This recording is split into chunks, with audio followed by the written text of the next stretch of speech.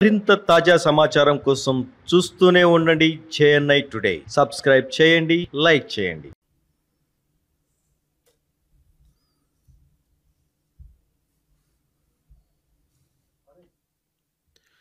అందరికీ నమస్కారం. గత కొద్ది రోజులుగా వైసీపీ నాయకులు కొత్త పందాలో కొత్త పదాలు వాడుతూ సరికొత్తగా మాట్లాడుతూ ఉన్నారు. గత 5 సంవత్సరాలుగా రాష్ట్రంలో సైకోలుగా ముద్ర వేయించుకున్నటువంటి నాయకులందరూ కూడా సైకో జగన్మోహన్ రెడ్డి నేతృత్వంలో జిల్లాల వారీగా నియోజకవర్గాల వారీగా పిల్ల సైకోలుగా ముద్ర వేయించుకున్నటువంటి నాయకులందరూ మీడియా ముందుకు వచ్చి నంగనాచుల్లాగా మాట్లాడుతూ ఉన్నారు. అసలు ఏ పాపం ఎరగనటువంటి వ్యక్తులుగా అత్యంత బుద్ధిమంతుల్లాగా మాట్లాడుతూ ఉంటే రాష్ట్ర ప్రజలందరూ కూడా ముక్కును ఏలేసుకుంటూ ఉన్నారు.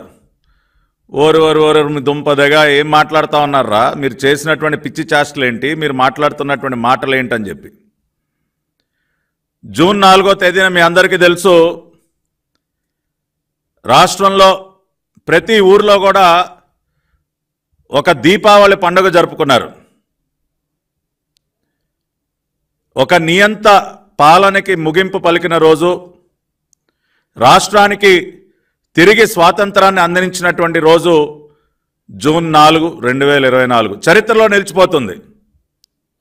ఆ రోజున పెద్ద ఎత్తున ఉత్సవాలు సంబరాలు జరుపుకున్నారు. ఈ రోజుకి కూడా ఆ పండుగ వాతావరణం ఆగలేదు.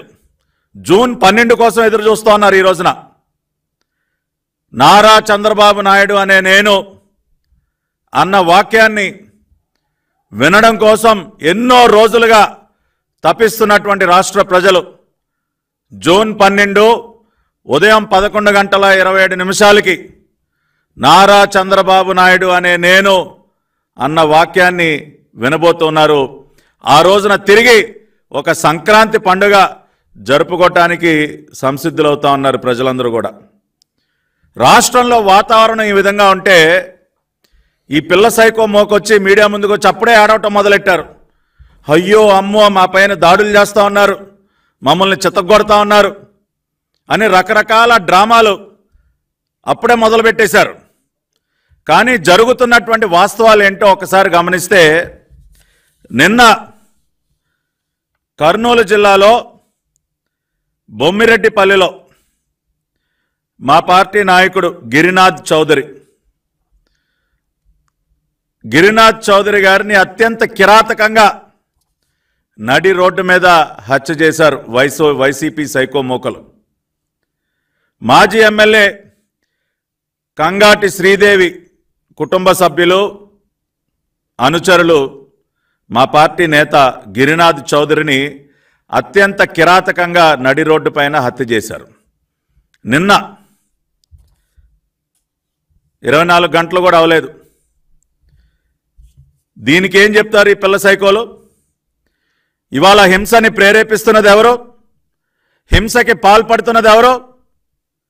గిరినాథ్ చౌదరిని చంపింది వైసీపీ పిల్ల సైకోలు, అవునా కాదా?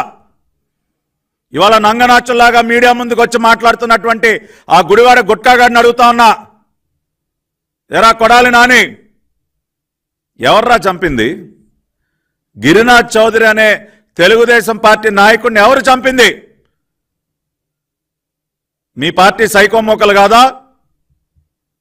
ఏమయ్యా పేరుని నాని, ఏంటయా మాట్లాడుతా ఉన్నావు మీడియా ముందుకు వచ్చి? కౌంటింగ్కి 2 రోజుల ముందున నువ్వు వచ్చి మాట్లాడినటువంటి మాటలేంటి? గంటలు లెక్క పెట్టుకోండిరా, మీ సంగతి తేలుస్తాం. ఏది కౌంటింగ్కి 2 రోజుల ముందు? దాన్ని బట్టి అర్థం కావట్లేదా మీ వ్యవహార శైలి ఏంటో? ఒక పక్కన ఇటువంటి దారుణాలు చేస్తూ ప్రజలు మక్కిలెరగొట్టి మిమ్మల్ని మోకాళ్ళ మీద నుంచోబెట్టిన 11 సీట్లతో మిమ్మల్ని మోకాళ్ళ మీద నుంచోబెట్టారు ఈ రాష్ట్రంలో. ప్రజా తీర్పు ఆ విధంగా ఉన్నా కూడా ఇంకా బుద్ధి తెచ్చుకోకుండా ఈ సైకో చేష్టలు, ఈ దారుణాలు, ఈ హత్యలు ఇంకా కొనసాగిస్తూ నంగనాచులాగా వచ్చి నీతులు మాట్లాడతారా? ప్రజాస్వామ్యాన్ని రక్షించాలంట. రాష్ట్ర గవర్నర్ గారి దగ్గరికి వెళ్ళి విన్నపాలు ఇస్తారు. విన్నపాలు ఇదా ప్రజాస్వామ్యాన్ని రక్షించడం అంటే? మా పార్టీ నాయకుల్ని అత్యంత దారుణంగా చంపటమా ప్రజాస్వామ్యాన్ని రక్షించడం అంటే? నేను సూటిగా అడుగుతా ఉన్నా, తెలుగుదేశం పార్టీ నాయకుల్ని కిరాతకంగా చంపటాన్ని ప్రజాస్వామ్యాన్ని రక్షించడం అంటారా? 5 సంవత్సరాలు మీరు చేసినటువంటి పాపాలు, దాని యొక్క పర్యవసానమే మీరు చూశారు. జూన్ 4వ తేదీన 151 నుంచి 11 స్థానాలకి పడిపోయారు మీరు. కనీసం ప్రతిపక్ష హోదా కూడా దక్కలేదు. సిగ్గుపడకుండా ఇంకేం మొక్కలు పెట్టుకుని వస్తా ఉన్నారా మీడియా ముందుకు? మీరు ఏం మొక్కం పెట్టుకుని వస్తా ఉన్నారు? నిజమైనటువంటి దేవుడి స్క్రిప్ట్ ఏంటో జూన్ 4వ తేదీన చూపించాడు ఆ భగవంతుడు. 151లో మధ్యలో ఉన్నటువంటి 5ని చెరిపేశాడు ఆ భగవంతుడు. దేనికో తెలుసా? ఆ 5 సంవత్సరాల, మీ 5 సంవత్సరాల పరిపాలన ఒక కళంకం ఈ రాష్ట్రానికి. అటువంటి కళంకాన్ని రూపుమాపాడు ఆ భగవంతుడు. అందుకనే ఆ 5ని చెరిపేసి మీకు కేవలం 11 మాత్రం మిగిల్చాడు. ఆ విషయాన్ని అర్థం చేసుకోకుండా ఏంటయా మీరు మీడియా ముందుకు వచ్చి మాట్లాడేది? ఇవాళ నేను ఈ మీడియా సమావేశం ద్వారా ఒకటే చెప్తా ఉన్నా,